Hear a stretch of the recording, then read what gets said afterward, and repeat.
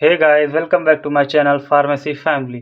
सो आज मैं लेकर आया फिजिकल फार्मास्यूटिक्स 2 का मोस्ट इम्पॉर्टेंट क्वेश्चन जो कि सेकंड ईयर का फोर्थ सेमेस्टर का है। ठीक है। सो जो ये वो इम्पोर्टेंट क्वेश्चन है जो कि आपके सेमेस्टर एग्जाम के लिए काफ़ी हेल्पफुल रहेगा। सो वीडियो के साथ बने रहें, लाइक करें, शेयर करें, सब्सक्राइब करें मेरे चैनल को और बेल आइकन को दबाना मत भूलें, क्योंकि आगे के लिए आपको नोटिफिकेशन मिल जाएगा मेरी नई वीडियो का। ठीक है। सो हमारा यूनिट 1 से पहला क्वेश्चन है, explain the effect of electrolytes. ठीक है। इफेक्ट इलेक्ट्रोलाइट का इफेक्ट क्या है उसको एक्सप्लेन करना है। ठीक है।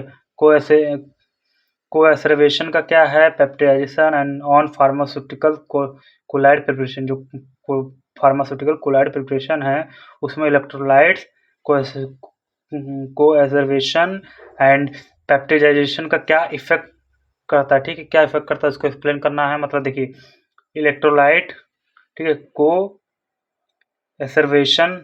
एसरवेशन और पेप्टाइजेशन का इफेक्ट क्या है हमारे फार्मास्यूटिकल कोलाइड प्रिपरेशन के दौरान। ठीक है।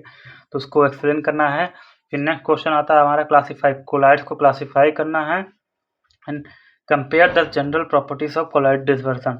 जो कोलाइड डिस्पर्सन उसकी जनरल प्रॉपर्टी को हमको कंपेयर करना होगा। ठीक है। मतलब कंपेयर का मतलब उसको कंपेयर करना है तो जनरल प्रॉपर्टी को आप लिख भी सकते हैं। ठीक है। तो इतना बहुत है। फिर आता है हमारा, discuss the electric properties of colloid dispersion. जो इलेक्ट्रिकल कोलाइड डिस्पर्सन की इलेक्ट्रिकल प्रॉपर्टी होती है उसको हमको डिस्कस करना है। ठीक है। उसके बारे में आप लोग को लिखना होगा। फिर नेक्स्ट क्वेश्चन आता है, write about kinetic property of colloid dispersion. जो काइनेटिक प्रॉपर्टी होती है, इसमें इलेक्ट्रिक है, इसमें काइनेटिक होती है। ठीक, काइनेटिक प्रॉपर्टीज है कोलाइड डिस्पर्सन की, उसके बारे में लिखना होगा। ठीक है। फिर हमारा आता है ऑप्टिकल प्रॉपर्टीज क्या होती है कोलाइड डिस्पर्सन की, उसके बारे में लिखना होगा। ठीक है। या फिर ये पूछ देगा, इन तीनों क्वेश्चन को मिला के पूछ देता है, explain the various property of colloid dispersion. Colloids पूछेगा तो भी कोलाइड डिस्पर्सन क्या लिखना है या कोलाइड डिस्पर्सन पूछ सकता है। ठीक है। ये कंफ्यूज मत होइएगा कि मैंने यहाँ कोलाइड से क्या डिस्पर्सन नहीं लिखा है। ठीक है। फिर हमारा नेक्स्ट क्वेश्चन आता है, what are the colloid and its colloids क्या होता है, उसका एप्लीकेशन क्या होता है, उसके बारे में लिखना है। ठीक है। फिर नेक्स्ट यूनिट है हमारी यूनिट 2, उसमें से कुछ इंपॉर्टेंट क्वेश्चन है जो कि आप देख सकते हैं। पहला क्वेश्चन है, एक्सप्लेन नॉन न्यूटोनियन फ्लूइड क्या होता है, बेसिस ऑफ रियोग्राम।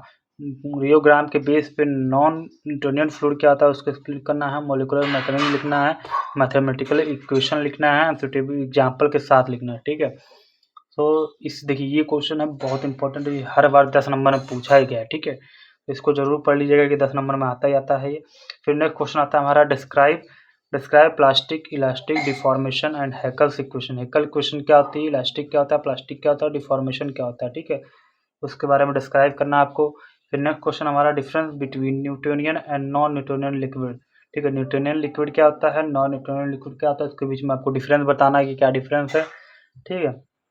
फिर हमारा नेक्स्ट क्वेश्चन आता है, क्वेश्चन नंबर 4 है, what is plug flow. Plug flow क्या होता है, discuss the viscometer which have the disadvantage of plug flow and how will minimise it. मतलब ये है सिंपल सा इसका कि प्लग फ्लो क्या है उसके बारे में लिखना है। ठीक है। विस्कोमीटर का डिसएडवांटेज जो होता है प्लग फ्लो में, उसको कैसे आप मिनिमाइज करेंगे, क्या डिसएडवांटेज होता है और उसको आप कैसे रोक सकते हैं। ठीक है। तो उसके बारे में आप लोग को लिखना है। डिस्कस डायलेंट फ्लो एंड नेगेटिव थिक्सोट्रॉफी क्या होता है। ठीक है। नेगेटिव थिक्सोट्रॉफी क्या होता है, डायलेंट क्या होता है, उसके बारे में आप लोग को लिखना है। ठीक है। फिर आता है हमारा क्वेश्चन, स्ट्रेस और स्ट्रेन का शॉर्ट नोट लिखना, मतलब स्ट्रेस क्या होता है, स्ट्रेन क्या होता है, उसके बारे में आप लोग को लिखना होगा। ठीक है। 7 नंबर, जनरली 7 नंबर में क्वेश्चन पूछता है। ठीक है। फिर हमारा नेक्स्ट क्वेश्चन आता है, नोट ऑन थिक्सोट्रॉफी। जो थिक्सोट्रॉफी है उसके बारे में आपको नोट लिखना होगा, उसका एप्लीकेशन क्या होता है, उसके एप्लीकेशन लिखना होगा। ठीक है। फिर हमारा नेक्स्ट क्वेश्चन आता है, एक्सप्लेन वर्किंग प्रिंसिपल ऑफ रेशियोनल। मतलब जो वर्किंग प्रिंसिपल लिखना है, रेशनल विस्कोमीटर जो होता है उसके वर्किंग प्रिंसिपल लिखना है, उसके डायग्राम के साथ डायग्राम बनाएंगे आप। ठीक है। उसका वर्किंग क्या होता है, प्रिंसिपल क्या होता है और उसका सब कुछ लिखना है आपको। ठीक है। फिर नेक्स्ट क्वेश्चन आता है, mention the working principle and application of capillary falling sphere. ठीक है। जो कैपिलरी फॉलिंग स्पेयर है उसका आप लोग को वर्किंग प्रिंसिपल एप्लीकेशन भी लिखना है, डायग्राम भी बना दीजिएगा। भले यहाँ डायग्राम नहीं पूछा है लेकिन अगर डायग्राम बना देंगे आप लोग को नंबर अच्छा मिलेगा। ठीक है। तो नेक्स्ट यूनिट आती है हमारी यूनिट 3। तो यूनिट 3 से मैंने 5 क्वेश्चन लिए हैं जो कि बहुत इंपॉर्टेंट है। देखिए, पहला क्वेश्चन है, डिस्क्राइब थ्योरीज ऑफ इमल्सिफिकेशन, ये हमेशा पूछता है, इसको हम पढ़ लीजिएगा। जो इमल्सिफिकेशन की थ्योरी है उसके बारे में आपको डिस्क्राइब करना है कि क्या होता है, कितनी थ्योरीज होती हैं, थ्योरीज के बारे में लिखना होगा आपको, ठीक है। फिर हमारा नेक्स्ट क्वेश्चन आता है difference between flocculated and deflocculated substance, ठीक है। फ्लोकुलेटेड और डीफ्लोकुलेटेड सस्पेंशन क्या होता है, उसके बीच में डिफरेंस लिखना है, क्या डिफरेंस होता है उन दोनों के बीच में, ठीक है। फिर हमारा नेक्स्ट क्वेश्चन आता है what are the different flow properties of powder, जो प्रॉपर्टी है उसके डिफरेंट फ्लो प्रॉपर्टीज क्या होती है उसके बारे में लिखना है आप लोग को, ठीक है। एक्सप्लेन इट, मतलब उसको उसके बारे में लिखना है, कितनी प्रॉपर्टीज उसको एक्सप्लेन करना होगा, ठीक है।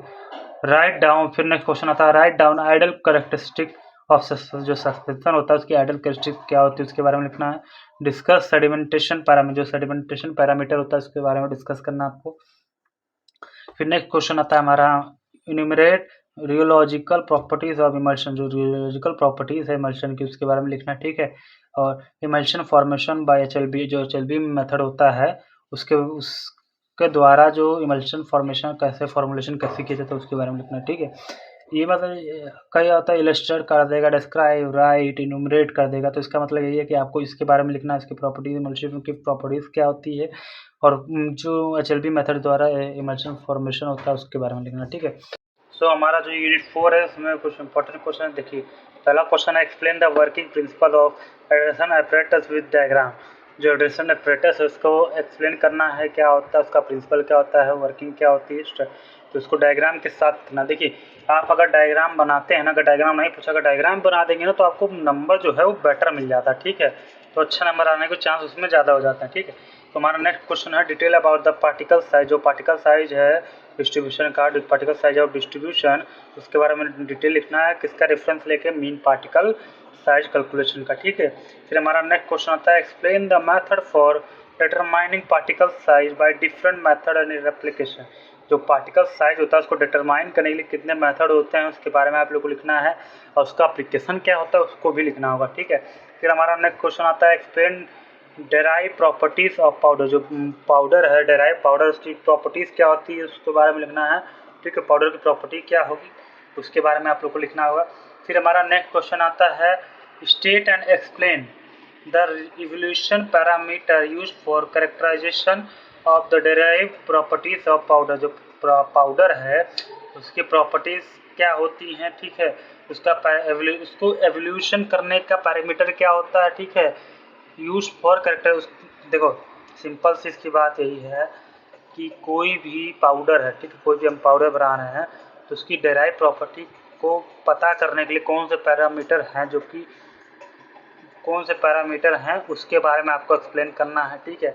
फिर हमारा नेक्स्ट यूनिट आता है यूनिट 5, ठीक है। यूनिट 5 में पहला क्वेश्चन है explain role of various physical and chemical factor on the chemical degradation of pharmaceutical product, ठीक है।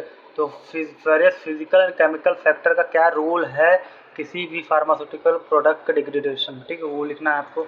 नेक्स्ट क्वेश्चन हमारा है note on photolytic degradation of pharmaceutical preparation and it's prevention, जो फार्मास्यूटिकल प्रिपरेशन है उसका फोटोलाइटिक डिग्रेडेशन क्या है उसके बारे में लिखना है, उसका प्रिवेंशन क्या होता है उसके बारे में भी आप लोग को लिखना होगा, ठीक है। तो हमारा नेक्स्ट क्वेश्चन है, क्वेश्चन नंबर 3 है compute the acceleration stability testing for determination of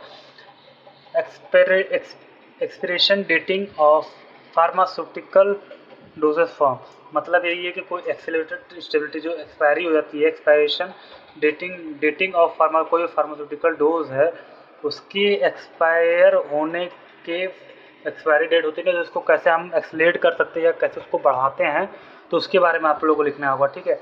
next question है डिफाइन जीरो ऑर्डर रिएक्शन, जो जीरो ऑर्डर रिएक्शन तो इसके बारे में डिफाइन करना है।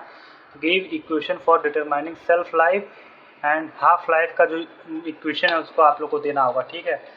उसके बारे में आप लोग को लिखना होगा जीरो ऑर्डर रिएक्शन क्या होता है, फिर सेल्फ लाइफ और हाफ लाइफ का इक्वेशन डिटरमाइनिंग इक्वेशन क्या है उसके बारे में आप लोगों को इक्वेशन देनी है। फिर नेक्स्ट क्वेश्चन आता है हमारा define first and second order reaction, जो first and second order reaction है उसको डिफाइन करना है। Give equation for determining shelf life and half life, ये दोनों क्वेश्चन एक ही लेकिन घुमा के देता है, ठीक है।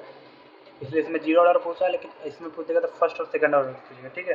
फर्स्ट और सेकंड ऑर्डर को रिएक्शन को आप लोग एक्सप्लेन करना है, सेल्फ लाइफ और हाफ लाइफ को डिटरमाइन करने के लिए जो इक्वेशन होती है उसको आप लोग को देनी, ठीक है। सो गाइस आज के साथ ये वीडियो समाप्त होती है। सो नेक्स्ट हम कल लेके आएंगे उसकी क्या कहते हैं फार्माकोग्नोसी का इंपॉर्टेंट क्वेश्चन जो कि आपके एग्जाम के लिए इंपॉर्टेंट होगा। सो चैनल के साथ बने रहें, लाइक करें, शेयर करें, सब्सक्राइब करें मेरे चैनल क्या अपने चैनल को। So bye tata, see you again.